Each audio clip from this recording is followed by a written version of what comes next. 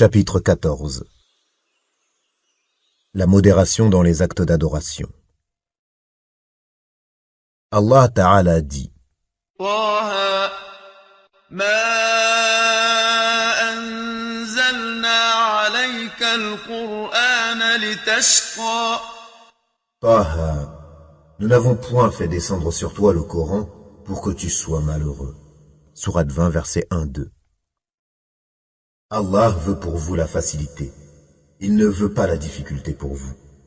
Sourate 2, verset 185. 142. Aïcha radhiyallahu anha rapporte qu'elle se trouvait avec une autre femme lorsque le prophète alayhi salatu wassalam entra chez elle et lui demanda: Qui est cette femme? Elle répondit: C'est une telle qui vient me parler de ses prières.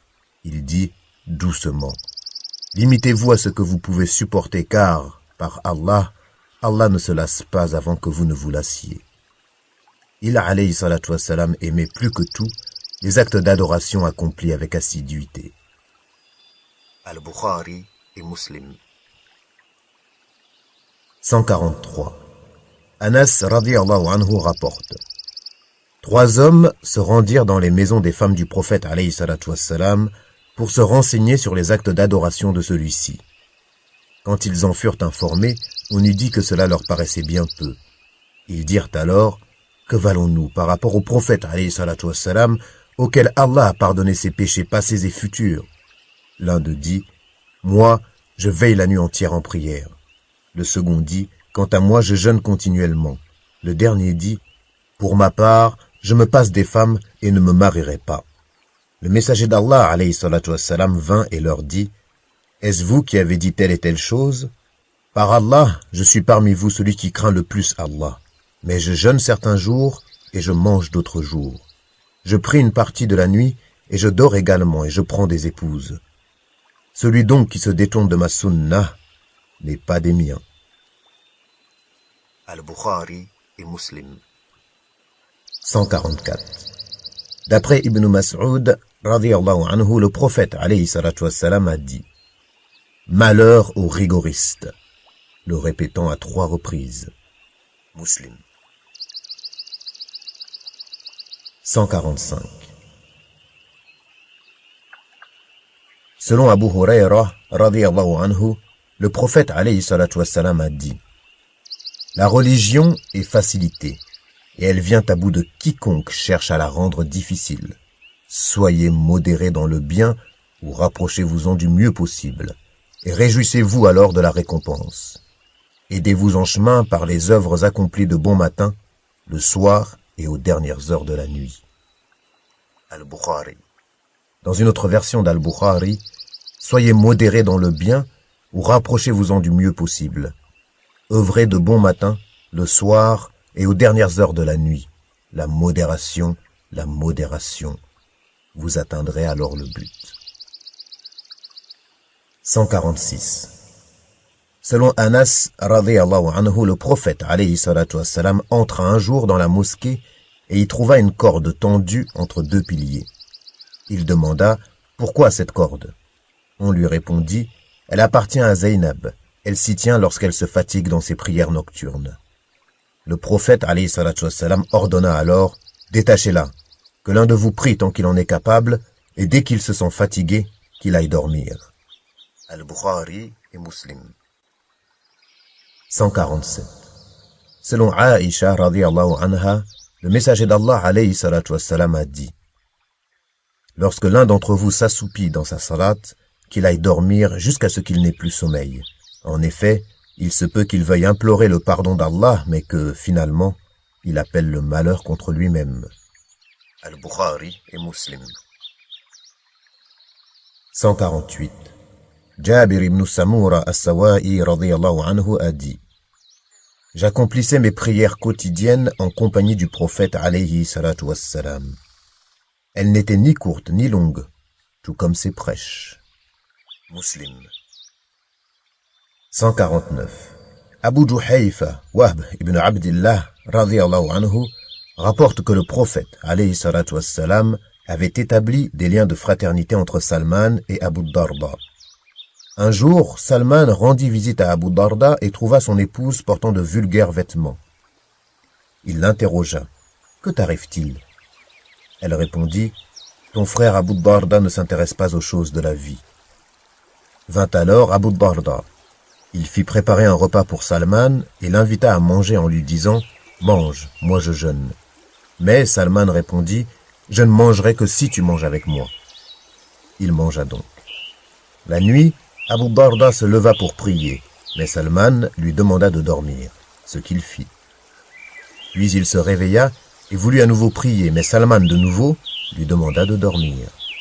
Vers la fin de la nuit, Salman lui dit « Lève-toi maintenant » et ils prièrent ensemble.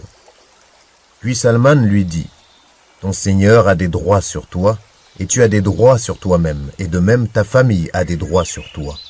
Accorde donc à chacun ses droits. » Abu Darda raconta l'épisode du prophète alayhi salatu wassalam qui lui dit « Salman a raison. » Al-Bukhari 150.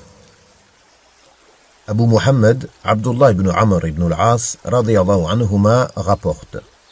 On informa le prophète alayhi salatu wassalam que je disais « Par Allah, je jeûnerai le jour et je prierai la nuit le restant de ma vie. » Le messager d'Allah, sallallahu alayhi wa sallam, me demanda alors « Est-ce toi qui dis cela ?» Je répondis « C'est bien moi, ô messager d'Allah, toi pour qui je sacrifierai père et mère. » Il me dit « C'est trop pour toi. Jeûne et romps le jeûne. Dors et veille la nuit. Jeûne 3 jours par mois, car à chaque bonne action, il y a 10 fois sa récompense. C'est donc comme si tu jeûnais tous les jours. » Je dis « Je suis capable de faire mieux que cela. » Il dit « Jeûne alors un jour et mange les 2 suivants. » Je dis « Je peux faire mieux que cela. » Il dit « Jeûne alors un jour sur 2. » C'était là le jeûne de Daoud alayhi salam, et c'est le jeûne le plus juste. Dans une autre version, c'est le meilleur jeûne. Je dis « Je peux faire mieux que cela. » Le messager d'Allah alayhi salatu wassalam rétorqua « Rien n'est meilleur que cela. » Abdullah ibn Amr ibn al-As ajouta « J'aurais aimé plus que tout au monde m'être contenté des 3 jours de jeûne recommandés par le messager d'Allah alayhi salatu wassalam. » Dans une autre version, « On m'a informé que tu jeûnes le jour et veilles la nuit en prière, est-ce vrai ?» Je répondis « Oui, ô messager d'Allah. » Il dit « N'en fais rien, mais plutôt jeûne et romps ton jeûne, dors et prie, car ton corps, tes yeux, ton épouse et même ton hôte ont des droits sur toi. Il te suffit de jeûner 3 jours par mois, et pour chaque bonne action, tu obtiendras 10 fois sa récompense. C'est donc comme si tu jeûnais tous les jours. » Mais j'ai choisi la difficulté, et ce fut bel et bien difficile. Je dis en effet, « Ô messager d'Allah, je me sens capable de faire mieux que cela. » Il me recommanda alors, « Jeûne comme jeûnait le prophète David, sans en faire plus. » Je demandai, « Comment jeûnait-il » Il me répondit, « Il jeûnait un jour sur 2. » Abdullah ibn Amr ibn al-As disait lorsqu'il devint âgé, « Si seulement j'avais accepté la recommandation du messager d'Allah, alayhi salatu wassalam. » Dans une autre version, « On m'a informé que tu jeûnes le jour et que tu récites tout le Coran en une seule nuit, est-ce vrai ?» Je répondis, « Oui, ô messager d'Allah, et je ne cherche à travers cela que le bien. » Il dit, « Alors jeûne comme jeûnait le prophète David, car il était le plus fervent des adorateurs d'Allah, et lit le Coran 1 fois dans le mois. » Je dis, « Ô prophète d'Allah, je peux faire mieux que cela. » Il dit, « Lis-le en 20 jours. » Je dis, « Ô prophète d'Allah, je peux faire mieux que cela. » Il dit, « Lis-le en 10 jours. » Je dis, « Ô prophète d'Allah, je peux faire mieux que cela. » Il dit, « Lis-le en 7 jours et pas un jour de moins. » Mais j'ai choisi la difficulté et ce fut bel et bien difficile.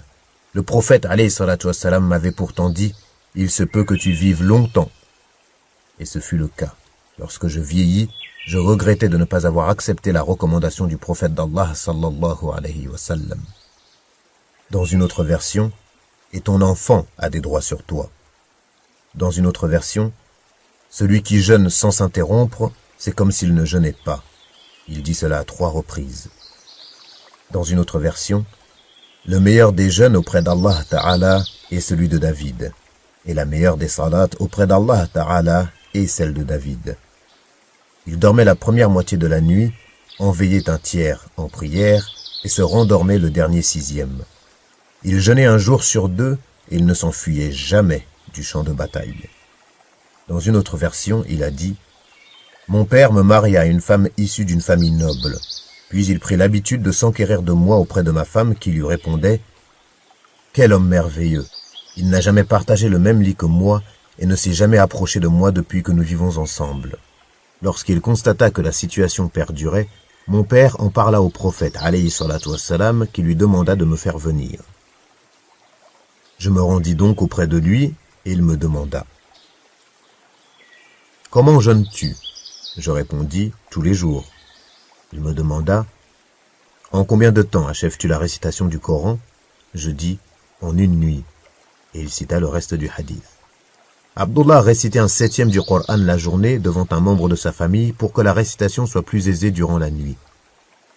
Et lorsqu'il souhaitait reprendre des forces, il rompait son jeûne quelques jours, mais en comptait le nombre pour les compenser par la suite. En effet, l'idée d'abandonner ce qu'il avait accompli jusqu'à la mort du prophète alayhi salatu wassalam lui répugnait. Toutes ces versions sont authentiques, et la plupart d'entre elles sont citées dans les deux Sahih, Al-Bukhari et Muslim, et une petite partie se trouve dans l'un de ces deux recueils seulement. 151. Abu Rib'i, Hanzala ibn Rabi' al-Husaydi, radiyallahu anhu, l'un des scribes du messager d'Allah, sallallahu alayhi wa sallam, a dit « Abu Bakr me rencontra un jour et me demanda « Comment vas-tu, ô Hanzala » « Hanzala est devenu hypocrite, répondis-je. « Gloire à Allah, que dis-tu là » s'exclama Abu Bakr. Lorsque nous sommes en compagnie du messager d'Allah, sallallahu alayhi wa sallam, dis-je, il nous rappelle le paradis et l'enfer, et c'est comme si nous les avions devant nous. Mais dès que nous le quittons, nos femmes, nos enfants et nos affaires nous distraient et nous font oublier tout cela. Par Allah, nous ressentons la même chose, avoua Abu Bakr, radiyallahu anhu. Abu Bakr et moi nous rendîmes alors chez le messager d'Allah, sallallahu alayhi wa sallam. Je lui dis, ô messager d'Allah, Hanzala est devenu hypocrite. Pourquoi cela? Demanda-t-il. Ô messager d'Allah, sallallahu alayhi wa sallam, dis-je, lorsque nous sommes en ta compagnie, tu nous rappelles le paradis et l'enfer, et c'est comme s'ils étaient devant nous. Mais dès que nous te quittons, nos femmes, nos enfants et nos affaires nous distraient et nous font oublier tout cela. Le messager d'Allah, alayhi salatu wassalam, répondit, par celui qui détient mon âme dans sa main, si vous demeuriez dans le même état après être sortis de chez moi ou lorsque vous évoquez Allah, que vous faites le dhikr, les anges viendraient vous serrer la main dans vos lits et sur votre chemin. Mais, ô Hanzala, 1 heure pour l'adoration d'Allah et 1 heure pour les affaires de ce monde.